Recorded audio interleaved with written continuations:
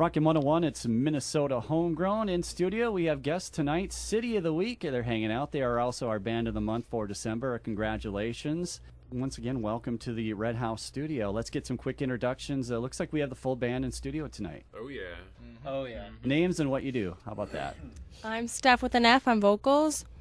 I'm Jackson Wyrock. I'm guitar and backup vocals. I'm Brent Lindblad. I'm guitar. I'm Ricky Parker. I played drums. I'm Jordan Monis. I play bass. And welcome. Is this your first time in St. Cloud? Have you guys done any shows locally, or? I don't know. Well, I played here a bunch when I lived here, but that's completely unrelated to this band. So, Didn't we play like a while ago? We played Fergus Falls, and that's the closest, I believe. the city's is much closer than Fergus Falls. Is it really? Yes. I'm not from here. I don't know. Yeah, we really got to get you guys in St. Cloud. Yeah. We'd that'd love be to see you fun. guys. I think that'd be something that we'd totally be interested in. Looks like a new album is possibly in the works here in the near future. Most definitely in the works for the near future. We're like working right now in practice and just songwriting and yelling at each other and throwing things at each other and working ideas out and learning how to communicate through different songwriters and kind of merging with that, because we all different songwriters. We all put our own input into like songs, and we all songwrite, and so it's hard to sit with a bunch of songwriters sometimes. And I think the biggest thing is that we're all influenced by we all come from different backgrounds and are influenced by completely different genres and bands. So sometimes clashing ideas are hard to get past. But in the end, it always works out well, I feel. Yeah. Just because of all the different influences. We don't sound just like any other band. Like, oh, that's another whatever band, Yeah, that's kind of interesting to hear, because we were kind of jamming out a little bit to some Megadeth and Alice in Chains. What are some of the other influences that you guys have? I mean, for me, from like my guitar work, and I guess I go for like Sparta. They're more of like an ambient band, and it's not just playing chords. It's almost like playing different guitar melodies in which create chords. It's really interesting stuff. So that's a lot of like my guitar work and how I think of my effects and stuff. I'm all about the Megadeth and Alice in Chains, so that was me earlier. Say something, Jordan. I guess the Mars Volta, I'm more on like the weird side of things, I guess. Absolutely, very kind of eclectic. Yeah, that's a pretty wide mix. How does that all kind of fit into one song? We all just kind of naturally form music together. We all just are able to sit together in one room, and one person will say, hey, I like this idea, and then another person will come on top of that and create and say yes or no. I think it works because each individual person on their individual instrument can kind of shape it. Like he was saying, Jordan, our bassist, was saying he likes eclectic, and he kind of goes crazy on bass, which is really cool because a lot of bassists don't do that. A lot of them are like the root note and whatnot. And He goes crazy. I am influenced by a lot of pop music, just catchy stuff. So as a vocalist, that makes people kind of catch on, and it makes it appealing to more of a mass appeal rather than hopefully that makes sense. And you're kind of eyeing up an April release for the new album? We will be releasing in April and then going on tour shortly after. Speaking of touring, you guys just got done with some massive touring, Midwest, down south, Florida, Georgia. We went to Florida in May and did about 3 weeks on the way down, on the way up. We attended the Driven Music Conference there. September, we got invited back to be the featured band, and the conference was in Atlanta. And it was really cool to be on the cover and get a full interview and be like the coveted band of the conference. It was really, really cool. And then we did a couple weekend tours of Chicago, Milwaukee, Iowa City. And it was really fun. Any band kind of stand out that was like one of the coolest moments, or somebody that you really admired that you got a chance to perform with? Who did we play with at the Caboose? What was that? Kaleido? Is that Kaleido. They were like one of my favorites I've ever played with. I really like playing They're with from Children. Detroit. I really like playing with Children 18-3. I learned a ton of performance things when I saw them live. Like they just took a water bottle and just spit all over the crowd, and it like illuminated with the light, and it looked so cool. I may have to dig some of them out for the show as well. Then that's a good kind of a little request there. Maybe I have to do that. Oh, look at that. What was probably your best experience, your favorite experience as far as the touring went? Played a showcase for. It was a panel of judges. It was Kevin Lyman, who founded Warped, there's Atlantic Records, Warner Records, all these, records and agents, and you get to play like one song and hear feedback from them.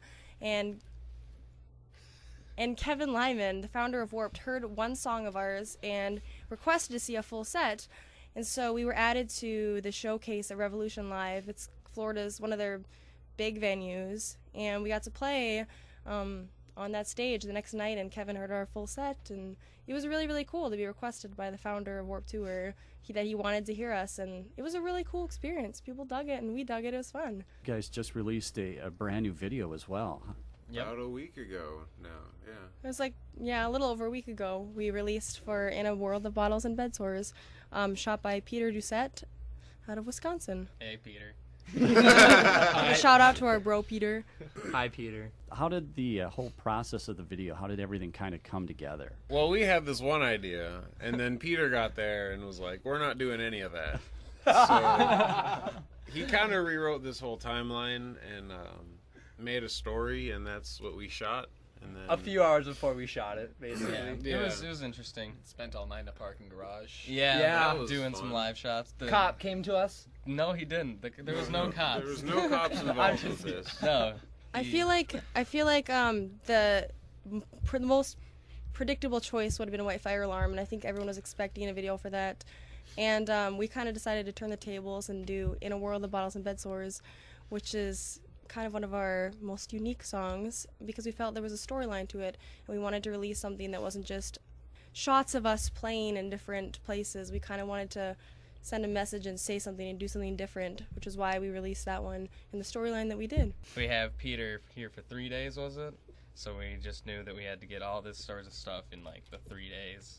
And then we just kind of did it nonstop, I think. I think someone was always kind of shooting something Yeah. At some point, at some point. I had a rough time with the pool. I'm not wasn't gonna there. lie, that was grueling. She took so long to just mentally tell her, you can fall backwards, it's just water. You can fall backwards into water. It's okay. And she was I don't know, I can't do it. I was like, you're just falling backwards into water. But for some reason it freaked her out, but she got over it. She balls up. It sounds like the overall response, though, has been pretty good.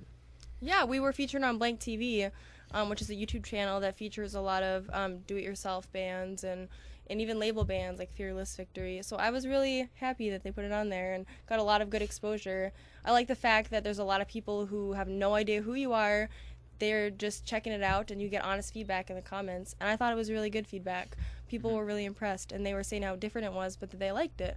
And I thought that was awesome. People go and view the video. Where can they go check that out? It is on our YouTube channel, City of the Week.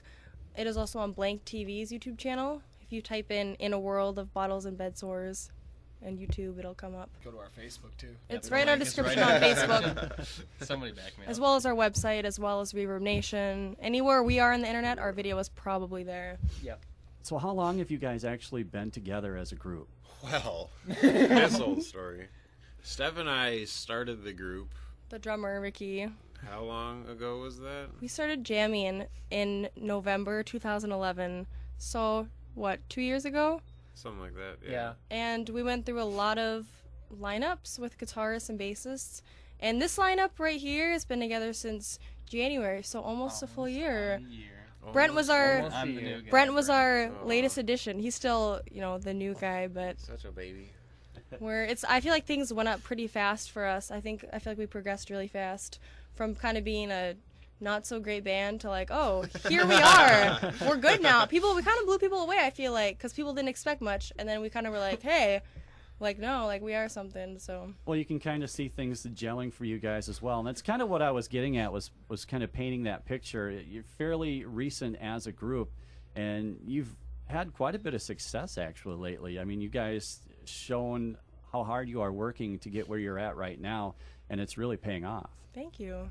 Thank I you. mean, it means a lot, for real. No, it's Someone notices your hard work. It's been a roller coaster too. It's not like it's been completely easy. Sometimes we go through stress just like any other band does, but it's just about how you react to each other or how you handle things after the fact is how you're going to progress forward. You know what I mean? If you're going to be held up on things, especially even with emotional ties, you're not going to move anywhere. You have to get past that and work together and figure out how you work together and push that to the most success you can, because everyone can do anything. That's what I believe, at least. All right. Anything else you kind of wanted to add real quick? Probably expect some new material coming up, and get excited to hear more of us. I feel like that we've just kind of scratched the surface of like what we can really create, and so if people like our stuff now, I'm really excited to expose people to more of the stuff that we want to create. I wanted to thank you for making the big drive up here.